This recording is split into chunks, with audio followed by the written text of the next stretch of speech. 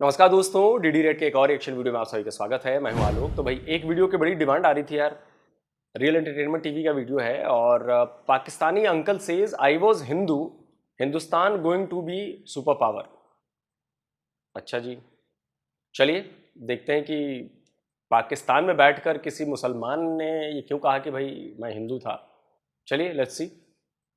आज जिस टॉपिक पे वीडियो रिकॉर्ड कर रहे हैं वो टॉपिक ये है कि अगर पाकिस्तान की बात करें इंटरनेशनल लेवल पे जो इमेज है, इंटरनेशनल ऑर्गेनाइजेशंस हैं, जैसे अगर हम बात करें यूनाइटेड नेशंस की, इवन हम मिलिट्री ग्रुप की बात करें, नेटो की बात करें, ब्रिक्स की खासतौर पे बात करें, कोशिश रहती है कि हम इन ऑर्गेनाइजेशंस का मेंबर बने ताकि इंटरनेशनल लेवल पे इमेज बेहतर हो पाकिस्तान का, या फिर हम हमारी बात सुनी जा सके। ऐसा ही है जी बिल्कुल ठीक है। तो ऐसे ही अभी है। हम बन क्यों नहीं पा रहे?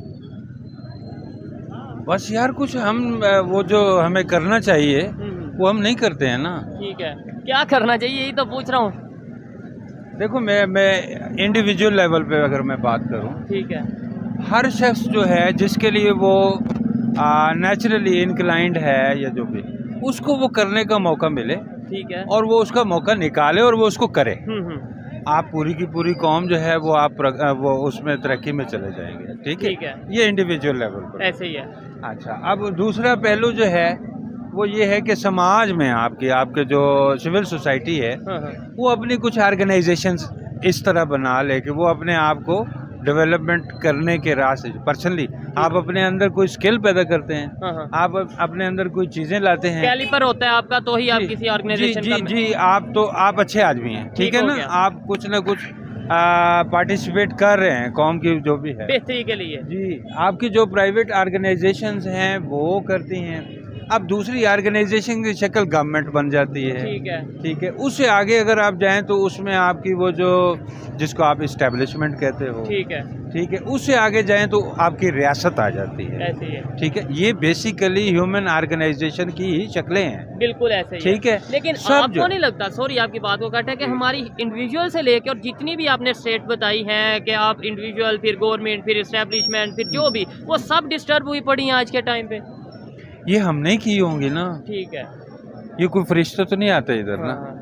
या इसको दुरुस्त करना है तो कोई जापान से मिस्त्री तो नहीं आप मंगवा सकते। ऐसे ही है, हम नहीं ठीक करना है। ठीक है, मैं यहाँ मेरे से कोई मामला खराब हो गया है हाँ। तो मैं ही ठीक करूँगा भाई। ऐसे ही है, और उसका जिम्मेदार भी मैं ही हूँ। हम सब जी बिल्कुल, मैं जिम्मेदार हूँ। ठीक हो गया। कोई और जिम्मेदार अगर मैं कहता हूँ तो वो गलत है। अच्छा, ये मैं ही हूँ जो प्राइवेट ऑर्गेनाइजेशन हूँ, ये मैं ही हूँ जो गवर्नमेंट हूँ, ये मैं ही हूँ जो इस्टेब्लिशमेंट हूँ, ये मैं ही हूँ जो रियासत हूँ, ये मैं ही हूँ जो इंटरनेशनल कम्युनिटी हूँ, क्योंकि मैं इंसान हूँ। ऐसे ही है। ठीक है। अच्छा, आपने बोला मौका मिले तो हम किसी भी ऑर्गेनाइजेशन का मेंबर बने। इंडिया को बहुत दिनों से खबर चल रही थी कि यूएस के ये चाह रहा है कि वो नेटो मेंबर बने इंडिया, लेकिन उन्होंने इसके ऊपर प्रॉपर जो अपनी स्टेटमेंट दी है कि हम भाई इस तरह के किसी भी सिस्टम का हिस्सा नहीं बनेंगे। इंडिया को इस तरह की किसी भी मतलब ऑर्गेनाइजेशन या मिलिट्री ग्रुप का हिस्सा बनने की जरूरत ही नहीं है, सूट ही नहीं करता उन्हें। अच्छा, क्या वजह है कि ऐसी? हाँ, ये कुछ बात है।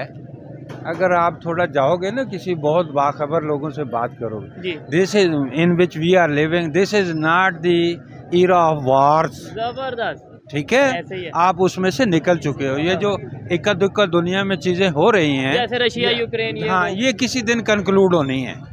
ठीक है, आफ्टर ऑल ये पीस टाइम्स आने वाले हैं दुनिया में। तो इस तरह की जो आपकी मिलिट्रिस्टिक जो ऑर्गेनाइजेशंस हैं, ये कोई वो आप नहीं कह सकते, वही मैं इंडिया वालों का लफ्ज़, ये कोई शुभ वो नहीं है। ठीक है, अशुभ बातें हैं। तो अशुभ किस्म की चीज़ों में मैं नहीं समझता कि आपको या किसी और को जाना चाहिए, और अगर किसी ने अपने आप को रोका तो वो ठीक किया है। अच्छा, इसका मतलब है वो ये बात समझ चुके हैं, हमें ये क्यों नहीं बात समझ आती? आज भी हम अगर बात करते हैं वो यही लड़ाई की, जंग की, या इस तरीके से बात करते हैं कि पूरी दुनिया में ये कर देंगे। बेशक इस टाइम हमारी सिचुएशन ऐसी नहीं है। हमें, हमारी यूथ को, हमारी पब्लिक को ये बात क्यों नहीं? आपने ये बात की, मैं इसे 100% एग्री करता हूँ कि अब पीस का दौर है, इकॉनमी को बेहतर करने का दौर है, जंगों में और हाँ, इंसान को थोड़ा सा सुख दो। हाँ, तो हम क्यों नहीं ये समझ रहे? मेरा ख्याल है हमने वो कोई, जैसे आप कह रहे हो ना कि कुछ पीरियड्स होते हैं डिफाइनिंग। ठीक है, हम कोई डिफाइनिंग किस्म की सिचुएशन से गुजर रहे हैं। ठीक है, और उसमें जाहिर है वो कोई चीज़ सेटल होती नहीं है। वो एक kind of chaos, kind of anarchy, kind of civil war type की ठीक है। टाइप आप ठीक कह है। लो कि वो चीज़ें हमारे सामने आती हैं, वो एक्चुअली किसी आने वाले वक्त की कोई बहुत अच्छी चीज़ों की निशानदेही पेश का। खैमा होती हैं। हो गया। यही होता है इंसानों के साथ। जबरदस्त, बड़ी पॉजिटिव अप्रोच, बड़ा पॉजिटिव माइंड है आपका। लास्ट में मुझे बता दें किस तरीके से पाकिस्तान की पब्लिक में जो ये चीज़ें हैं, जो आप जैसे लोगों की सोच है, वो आम पाकिस्तानी की सोच होगी। किस दिन वो ये सोचेगा कि भाई इकॉनमी पे फोकस करना है, जंग पे नहीं। किस दिन वो ये सोचेगा कि पीस पे फोकस करना है, वार पे नहीं। यार ऐसा होता है, ट्रेंड्स होते हैं। जैसे ट्रेंड आप, होते हैं। हाँ जी, ये आपका फैशन नहीं होता। जी जी जी जी। तो ये जो जिंगोइज्म है आपका ना, ये आपके वो जाने वाले ट्रेंड्स में से है, ठीक है। चला जाएगा। बाकी आपने आम आदमी की जो बात की, मैं आपको क्लियर कर दूं, आप यहाँ से चले जाएं, किसी रेडी वाले से पूछें, ठीक है। उसके कॉन्सेप्ट्स जो हैं वो आपके किसी भी बड़े लीडर से ज़्यादा क्लियर हैं। वो आपको जबरदस्त। सीधी बात वो बोल देगा। ठीक है, आप इनको आप कहने को कह लो आप जाहिल है, स्कूल नहीं गया, ये नहीं किया, कॉलेज नहीं गया, यूनिवर्सिटी नहीं गया, आप कहने को कह सकते हो। लेकिन मुझे पता है कि विजन कि वो, हाँ, वो एक रिस्पॉन्सिबल आदमी है, अपने बच्चों की रोजी कमाने के लिए वो वहाँ खड़ा है। ठीक है। और उसको पता है, आप जो कह रहे हो ना पॉजिटिविटी और ये और वो, ठीक है। ये कोई आर्टिफिशियल चीज़ें नहीं हैं, ये बाहर से इंसानों के अंदर इंजेक्ट नहीं की जाती, ये इंसानों के अंदर से होती हैं। ठीक है। जैसा वो Natural होता है होती हैं। जी, वो वैसा वो आपको दिखता है। अच्छा, ठीक है? बात आती है विजन की कि आपका विजन क्या है एज ए नेशन, आपके नेबर कंट्री का एज ए नेशन क्या विजन है। हमारे में और इंडिया वालों के विजन में कोई फ़र्क है, एक सोच में फ़र्क है। अब ये थोड़ी सी ना बात जो है वो, कुछ तो हमारी जो बुनियाद है ना उसमें कुछ खराबियां हैं। मतलब मैं समझा नहीं इस बात मतलब ये है कि जब आपने मजहब को करार दिया ना, का। आपकी रियासत की बेस ना, अब वो मजहब में जिंगोइज्म है, आप जितना मर्जी बोलो नहीं है, वो है। ठीक है, तो और उन्होंने सेकुलरिज्म को प्रमोट किया या पाकिस्तानियों सुनो ये बात क्या कही उन्होंने। मैं कहता हूं तो आपको लगता है कि मैं इस्लाम के खिलाफ बोल रहा हूं, मैं इस्लामिक फोबिक हो गया हूं, मैं इस्लाम को हिट करता हूं। मैं कभी ऐसे हिट नहीं करता, मैं रिलीजन को हिट नहीं करता, मैं सवाल पूछता हूं। यही मजहब को बेस बना दिया, उसमें जिंगोइज्म है। इन्होंने थोड़ा सभ्य भाषा में पूछा, मैं सीधे तड़ाक वाली भाषा में पूछ लेता हूं कि ऐसा क्यों है। तो कई लोगों को लगता है कि मैं तो जी इस्लाम को हिट कर रहा हूं। अब ये भी बोलो कि ये भी हिट कर रहे हैं। एक मुसलमान है जो बैठे हुए हैं पाकिस्तान में, लाहौर में, वो हिट कर रहे हैं। बोल दो। और उन्होंने सेकुलरिज्म को प्रमोट किया या उसके ऊपर प्रमोट किया। जिंगोइज्म उनके यहाँ भी आया है, but that has come as reaction.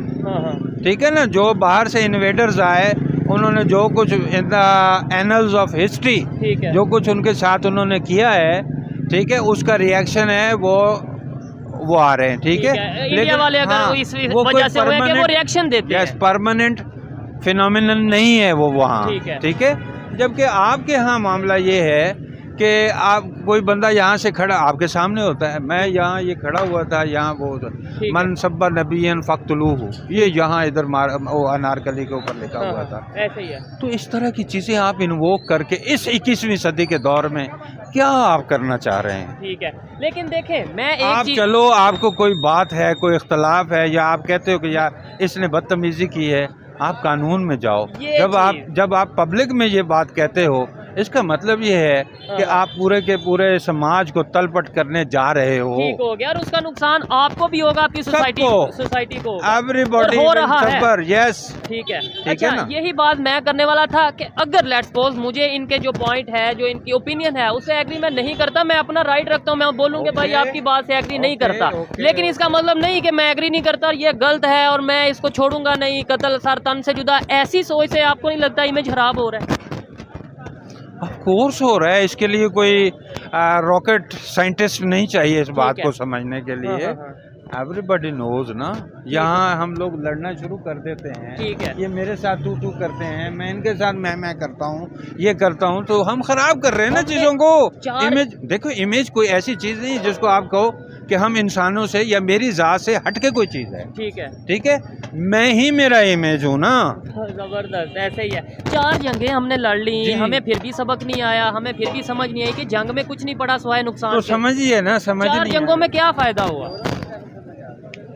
या ना नुकसान? होती तो अच्छा था। हाँ हाँ हाँ। वो मैं एक मूवी देख रहा था ना, उसमें वो कह रहा है, वो एंड होता, अब वो बीवी को, उनको पता चला कि हमारा हस्बैंड मर गया है, ठीक है, बच्चों को पता चला मर गया, अब वो उसके भाई के साथ वो जैसे अफेक्शन वाली वो मियाँ है। बीवी में होती है, उस नज़रों से वो उसको, ये इधर से चला बचा हुआ था, ये वहाँ पहुँच गया, हाँ हाँ, तो इसको वो घुटनों के बल गिर गया वहाँ बर्फ़ के ऊपर ना, जब उसने वो सीन देखा, तो उस वक़्त ना उसने वो एक सेंटेंस बोला, ठीक है। Only dead can know the end of war. ओह, जबरदस्त। ठीक है, अब वो चूंकि मरा था ना, तो उसने एंड ऑफ वार देखा कि ये होता है। जबरदस्त जबरदस्त, मर के आपको पता चलता है कि वार के एंड में क्या होता है। लेकिन अच्छा लगा इनकी बातें सुन के, बड़ी ऑथेंटिक बात थी। लेकिन सर मुझे लास्ट में बताएं, मज़ा आ रहा है आपसे बात करते हुए, बड़ी पोलाइट लहजे में आप बात कर रहे हैं लेकिन बड़ी ऑथेंटिक बात कर रहे हैं। यूरोप को कैसे पता चल गया? उन्होंने तो वर्ल्ड वार लड़ी आपस में, उन्हें कैसे पता चल गया कि भाई ये जंग में कुछ नहीं पड़ा, ये जो उनसे आप जो आपस में ट्रेड करो, डेवलपमेंट करो, इकोनॉमी को मजबूत करो, वो तो आज ऐसे यूनिटी दिखा रहे हैं। देखिए, मैं यूरोप को कोई बहुत ज़्यादा आइडियल नहीं समझता। हाँ, ठीक है। एक पहलू से उन्होंने वो किया है, वो है इंतज़ाम ममलिकत। ठीक है। जो इज्तमाही ज़िंदगी की जो ऑर्गेनाइजेशन थी, उसको उन्होंने ट्रेस आउट किया, ठीक है। अपने यहाँ वो कुछ चलाया उसको, और फिर जो है वो ये आपका जो सब कॉन्टिनेंट है, यहाँ वो दे के गए ना। ठीक है, ठीक है, सिस्टम वो दे के गए। जी, रजिस्ट्रेशन एक्ट वही है। हाँ हाँ, ठीक है, वो सारे लॉज वही हैं जो उसने आपको दिए हैं, और इसीलिए आपको थोड़ा सा सुकून मिला है। यहाँ आपको पता है, मैं कभी बात भी करता हूँ कि ये जो हिंदू है, ये किसी चाइनीज़ को, किसी अमेरिकन को, किसी यूरोपियंस को अगले 25 से 50 साल में बहुत पीछे छोड़ के जाने वाला है। उसकी वजह ये है कि इनको कभी हिस्ट्री में सुकून नसीब ही नहीं हुआ।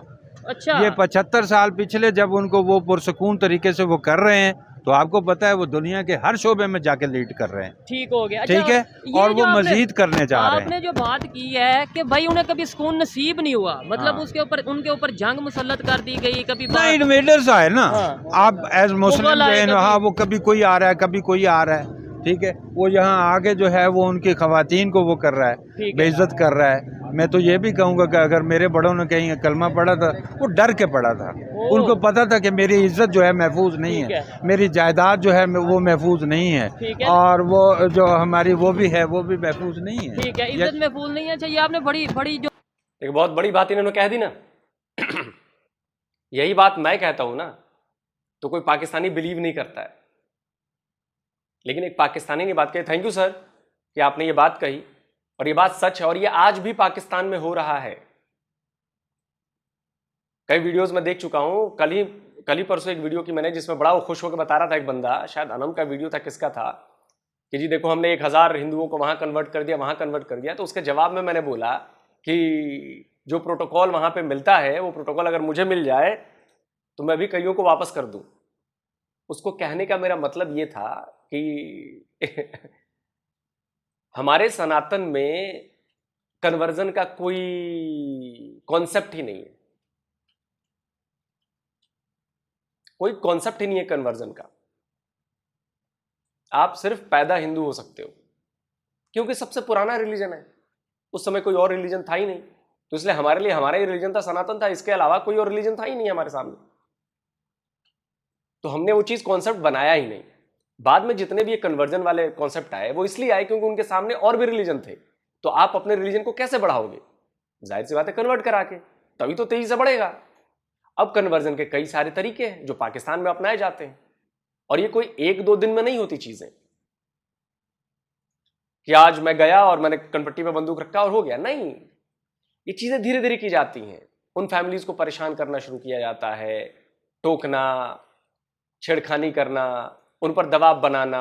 गरीब तो बेचारे हैं ही पाकिस्तान में हिंदू, पहले पैसे दे दिए, फिर उगाही का दबाव, धमकाना, उनको बार बार नीचा दिखाना।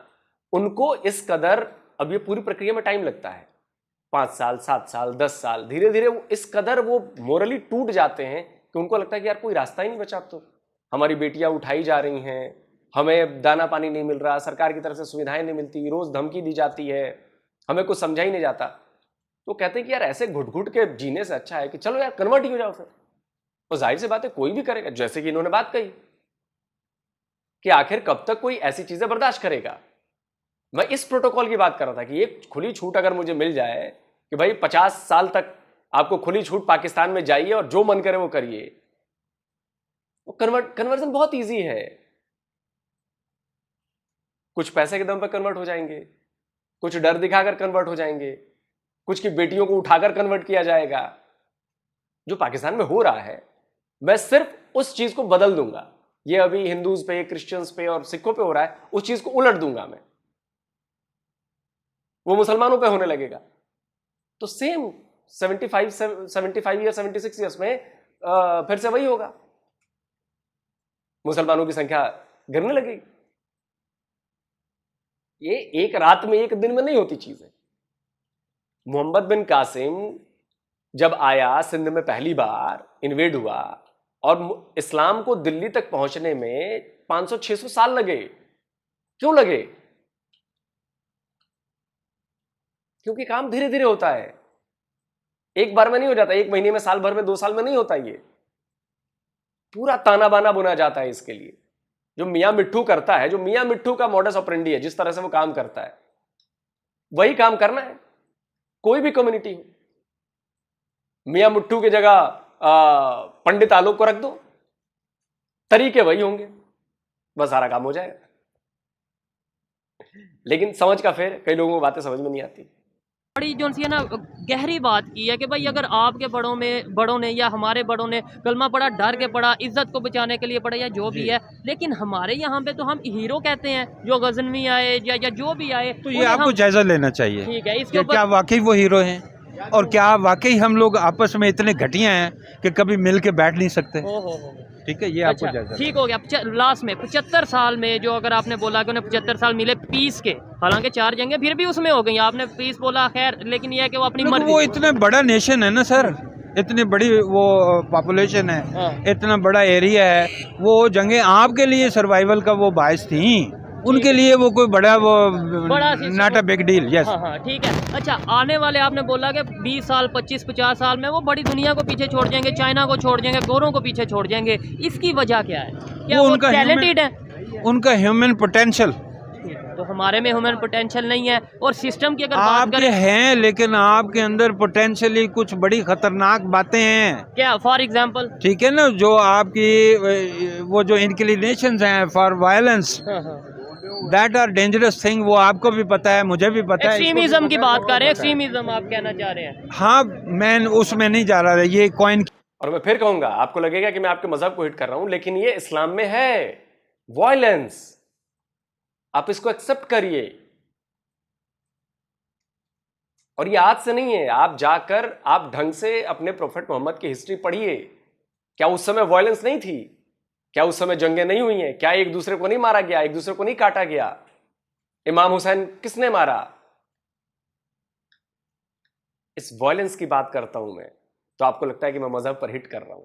देखिए, आज खुद एक मुसलमान बात कह रहा है, समझिए इस बात को, आंखें खोलिए आप लोग अपनी।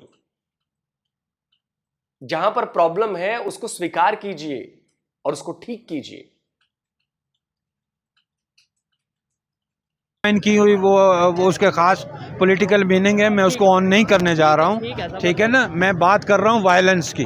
यस, जो बेस में इंसान में होता है, जो इंसान को हमेशा नुकसान के वो दहाने पर जाके खड़ा करता है। अच्छा, जीन्स तो हमारे एक ही है, मतलब जाहिर बात है पूरी दुनिया जानती है कि हम हजारों साल इकट्ठे रहे हैं। यस, ठीक है। तो फिर हमारी सोच और उनकी सोच में फर्क आया, वो रीजन आपने बता दी। ये खत्म होने वाले हैं। वायलेंस कैसे? वायलेंस आया कब और कैसे? यानी जीन्स एक हैं और रहे हजारों साल इकट्ठे हैं, अब इसका आंसर करें आप। ये पैदा किया गया। अच्छा।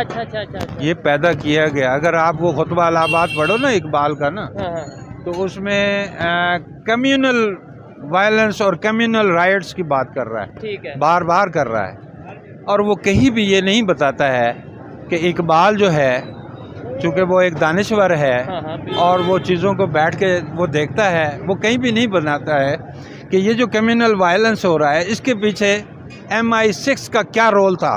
अच्छा। कोई गांधी नहीं बोलेगा, कोई इकबाल नहीं बोलेगा, कोई जिन्ना नहीं बोलेगा, झूठ बोले गए हैं आपके साथ। इंटेलिजेंस एजेंसीज का रोल ठीक है, था। ठीक है, ठीक है। ये हजारों साल से जो इकट्ठे हैं ओह। वो 25 साल में 50 साल में लड़ना कैसे शुरू हो गए हैं, ओए होए होए। ये आपको जायजा लेना पड़ेगा। जायजा लेना पड़ेगा, हाँ, और ये बड़ी डीप बात ये है। हाँ, बेवकूफों की तरह आप घूमते रहोगे कि वो हिंदू आप- मैं मुसलमान, वो हाँ, हिंदू मैं। आपको कभी समझ में नहीं आएगी। ठीक हो गया। Yes. ये 100% ऑथेंटिक बात है कि जब तक हम ऐसे ही बात को डाइवर्ट करके ये ले आए ब्रिटिश इंटेलिजेंस एजेंसीज पर। खैर, एक पॉइंट पे ये भी बात सही है, बट जो मजहबी बात मैंने कही है उस पर भी गौर करिए। असल बात वो वही कह रहे थे, आफ्टर कन्वर्जन आदमी वायलेंट हो गया। असली बात यही है, और इसके तो सबूत मौजूद है ना, चाहे प्रोफेट मोहम्मद के टाइम के हों या अभी लेटेस्ट जितने आप देखो ना, दुनिया में मैक्सिमम आतंकवादी संगठन कौन से हैं? इस्लामिक आतंकवादी संगठन। अब इसमें वो मुसलमान भी आ जाते हैं जो अच्छे हैं, जो मिलके चलना चाहते हैं, जो प्रोग्रेसिव हैं, जो डेवलपमेंट चाहते हैं, एजुकेशन चाहते हैं। मैं फिर कहता हूं कि ऐसे मुसलमान चुप रहते हैं, वो इन लफड़ों में नहीं पड़ना चाहते।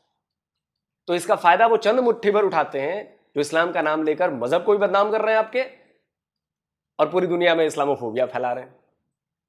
आप देखो ना, ब्रिटेन में, इटली में, जर्मनी में ये जितने मुसलमान गए हैं, ये सब कहते हैं कि हम शरिया लॉ लगाएंगे, अब तो हम अपनी आबादी बढ़ा लेंगे, हम अपने हिसाब से कराएंगे। ये खुलेआम है, ये पूरा सोशल मीडिया पे वीडियोस भरे पड़े हैं, आप जाकर चेक करो पाकिस्तानी में। अब आप इसका जरा उल्टा कर दो, मैं आऊं आपके यहां पाकिस्तान में, मैं एक नॉन मुस्लिम हूं, मैं एक हिंदू हूं, और मैं एक नॉन हिंदू कंट्री में जाकर और वहां पे धीरे धीरे करूं, फिर हम अपनी आबादी बढ़ाने लगे, फिर थोड़ा वो कर लें और एक आबादी पे पहुंच जाए, फिर हम कहेंगे हम तो यहां पे अब हिंदू राष्ट्र बनाएंगे पाकिस्तान को। आपका क्या रिएक्शन होगा? जो पाकिस्तान के लोग रहने वाले हैं वो क्या सोचेंगे? उनका रिएक्शन कैसे होगा? जो आपका रिएक्शन होगा वही रिएक्शन ब्रिटेन में लोग दे रहे हैं मुसलमानों के खिलाफ, वही रिएक्शन जर्मनी में दे रहे हैं मुसलमानों के खिलाफ, वही रिएक्शन फ्रांस में दे रहे हैं मुसलमानों के खिलाफ। आप इसको कंपेयर करिए, लेकिन आपकी सोच वहां तक नहीं पहुंचती।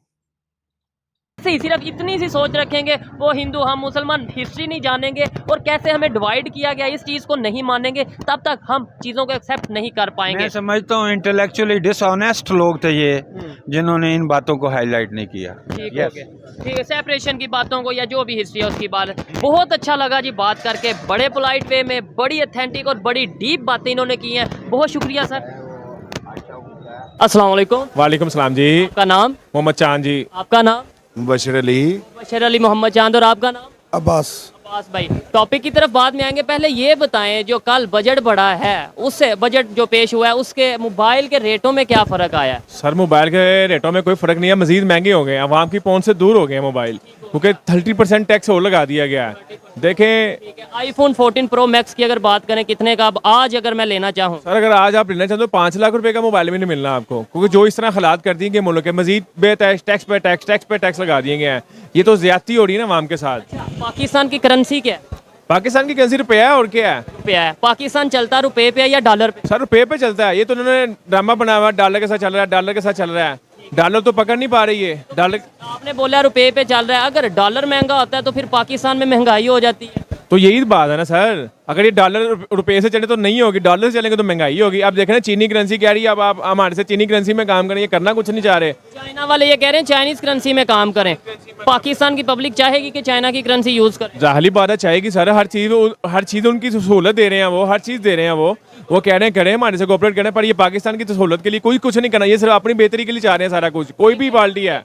एक सवाल है, लेट्स सपोज चाइना की करेंसी आ जाती है, ऑलरेडी मार्केट सारी चाइना ने कैप्चर कर रखी है, कोई भी टेक्नोलॉजी का कोई मार्केट है या कोई भी मोबाइल्स के हवाले से, ऑटो इंडस्ट्री के हवाले से बात करें, चाइना आ चुका है, अब फिर करेंसी भी चाइना की आ जाएगी तो हम तो सारा चाइना पे डिपेंड हो जाएंगे। तो सर ठीक है, कोई मसला नहीं, तो आगे पाकिस्तान रुपये में करके रहे हैं आप, मुझे ये बताएं, चाइना करेंसी में कुछ ना कुछ तो आपको बेनिफिट मिलेगा, कुछ नहीं बहुत बेनिफिट मिलेगा आपको। सर ये ड्रामा ही है, और क्या है, ये सोचना नहीं चाह रहे ना पाकिस्तान के बारे में, ये सिर्फ अपने ही सोच रहे हैं। बात यह है, देखे ना, खुद ऊंचे ऊंचे बंगलों में रह रहे हैं, AC चल रहे हैं, हर चीज़ इनके पास यश है। अब हमारा बंदा फिसर है, देखे ना हमारे बंदे की रोटी किधर है, ठीक है, हर चीज किधर है, रोटी आटा सस्ता हुआ है फिर भी रोटी सस्ती नहीं हो रही। देखें, चलिए वीडियो खत्म करते हैं। अब समझ में आया आपको चाइना वाले क्या कर रहे हैं?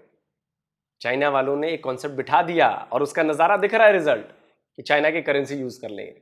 किसी देश के लिए कितनी शर्मनाक बात होगी कि उस देश में दूसरे देश की करेंसी इस्तेमाल की जाए अपने लिए। उसकी सोवरेनिटी क्या सब गई। और धीरे धीरे चाइना कर लेगा, यकीन मानिए पाकिस्तानियों, कर लेगा और आप कुछ नहीं कर पाएंगे। चाइनीज कॉलोनी बनकर रह जाएंगे। याद है आपको जब अंग्रेज आए थे भारत पर कब्जा करने, पहले बिजनेस शुरू किया, अपनी चीजें लानी शुरू की, फिर अपनी फोर्सेस लेकर आए, फिर उनकी करेंसी आ गई। उनकी करेंसी चलती थी ना भाई, किंग जॉर्ज और विक्टोरिया के सिक्के चलते थे ना। चलाओ चाइनीज शी जिनपिंग के नोट। आप लोगों को आइडिया नहीं है कि चीन क्या करेगा आपके साथ। धीरे धीरे खा रहा है आपको, वो खा जाएगा। और ना इससे पाकिस्तानी सेना को कोई फर्क पड़ने वाला है, ना पाकिस्तानी नेताओं को कोई फर्क पड़ने वाला है। फर्क आप पर पड़ने वाला है, क्योंकि आपसे टैक्स वसूले जाएंगे, आपको निचोड़ा जाएगा। पैसे तो वो छापेंगे नहीं ना, आपसे ही कमाएंगे। वो आपसे मजदूरी भी कराएंगे, आपसे कमाएंगे भी, और आपका हिस्सा भी हड़पेंगे।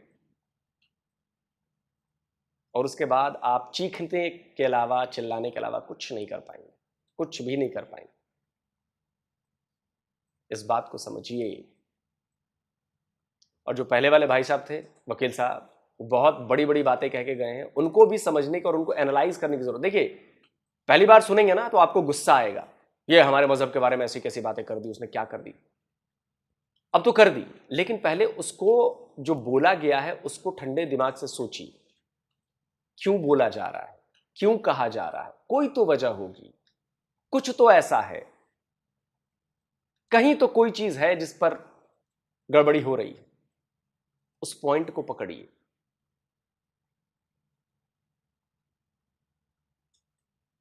अगर मेरे कानून में कोई गलत कानून बना दिया गया है और मैं उसको साथ लेकर बैठ जाऊं कि नहीं अब तो मेरे कानून में बन गया ये कानून और हम इसके गुलाम हैं, हम तो मानेंगे इसको, ये माइंडसेट गलत है। ये किसी और देश के लिए गलत नहीं है, ये आपके लिए गलत है। एज ए कम्युनिटी हो, एज ए रिलीजन हो, एज ए नेशन हो, आप जब एक चीज से बंध के रह जाएंगे आपको प्रॉब्लम होगी। क्योंकि हो सकता है कि ये चीज उस जमाने के हिसाब से, जब जिस जमाने में बनी हो उस जमाने के हिसाब से सही हो, आज वो चीज फिट नहीं बैठेगी, इसीलिए उसमें संशोधन करते हैं। अब आप कहेंगे जी हम तो नहीं करेंगे, हमारे में तो अलाउ ही नहीं। इट्स ओके, आपकी मर्जी है, लेकिन इसका खामियाजा भी तो आपको भुगतना पड़ेगा ना। दुनिया आपके साथ नहीं आएगी। अब आप कहेंगे कि मत आए दुनिया मेरे साथ, तो सर आप दुनिया से अलग होकर नहीं रह सकते। और पाकिस्तान इसका जीता जागता उदाहरण है। दुनिया के साथ नहीं चलने और जिद पर अड़े रहने की वजह से पाकिस्तान की देखिए क्या हालत है। और सबसे बड़ी बात है कि डबल स्टैंडर्ड। आपको जहां अपना फायदा नजर आता है इस्लाम को आप उस तरीके से यूज करते हैं, लेकिन जहां पर इस्लाम दूसरी बातें कहता है ये करने को, चूंकि उसमें आपका फायदा नहीं है तो आप यूज नहीं करते हैं। वो कहते हैं कि नहीं उसको नहीं करूंगा यूज। तो ये जो अपने फायदे के हिसाब से रिलीजन को यूज करना है ना, ये गलत है। या तो पूरी तरह से इस्तेमाल होगा या पूरी तरह से इस्तेमाल नहीं होगा, बीच का कोई रास्ता नहीं होना चाहिए।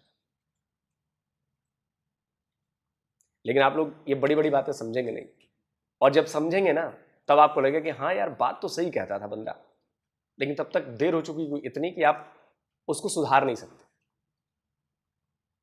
कमेंट करके आप बताएं क्या कहते हैं। जल्दी मिलता हूं एक और नए वीडियो के साथ। नमस्कार, जय हिंद।